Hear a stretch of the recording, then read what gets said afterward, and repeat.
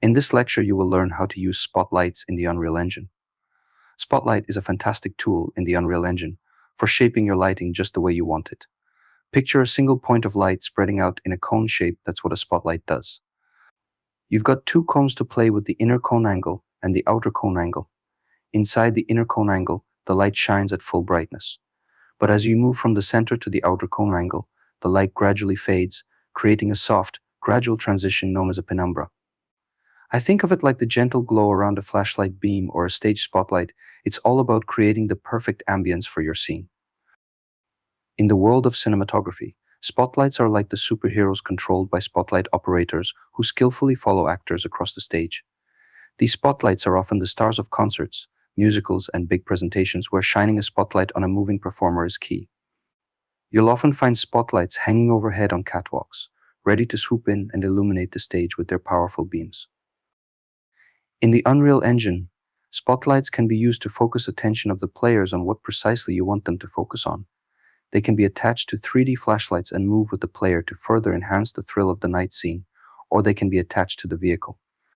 Your imagination is the limit here. My goal is to teach you how to use spotlights in the Unreal Engine, but it is totally up to you to make unforgettable compositions and emotional state for your players. First, we need to choose a spot in the map where spotlights would fit the most. I think the best time to use a spotlight is to enhance physiognomy or person's facial features or expression, especially when regarded as indicative of character, mood, and feelings. There are no characters in this level for now, but there are sculptures and we can use one of them to practice features of the spotlight. I think this spot will do. We also need to adjust ambient lighting so that changes to the spotlight parameters are visible well. First, I will reduce the intensity of the directional light.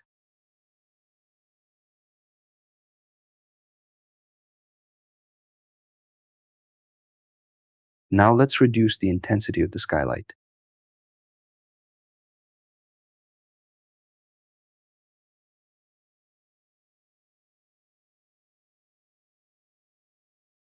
It's time to add a spotlight and adjust its transform so that it shines upon this sculpture.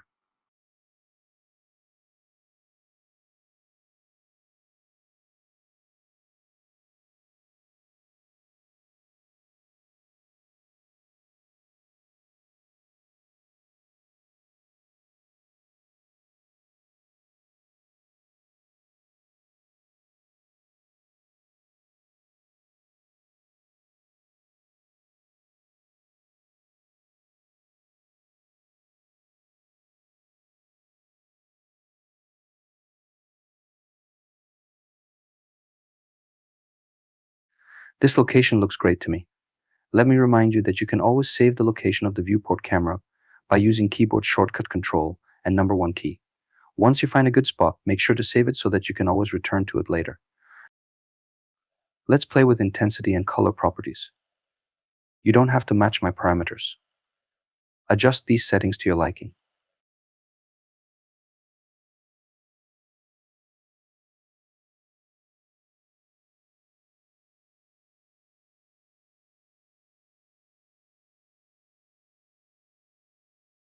I will also reduce the attenuation radius so that the light shines more at the face of the sculpture, while less at its wings.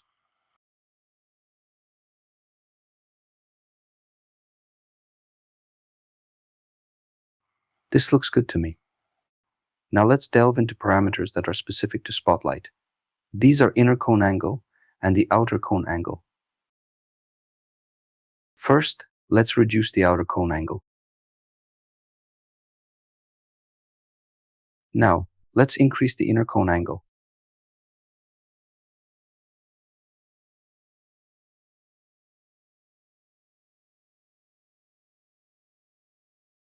I wanted to demonstrate what happens when the inner cone angle is as wide as the outer cone angle. The light becomes sharp. Notice that the separation of lighter and darker part of the sculpture became harsh.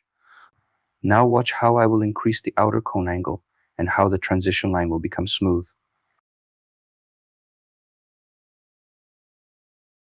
Think of all amazing cinematic effects you can achieve by merely adjusting the angle of the spotlight.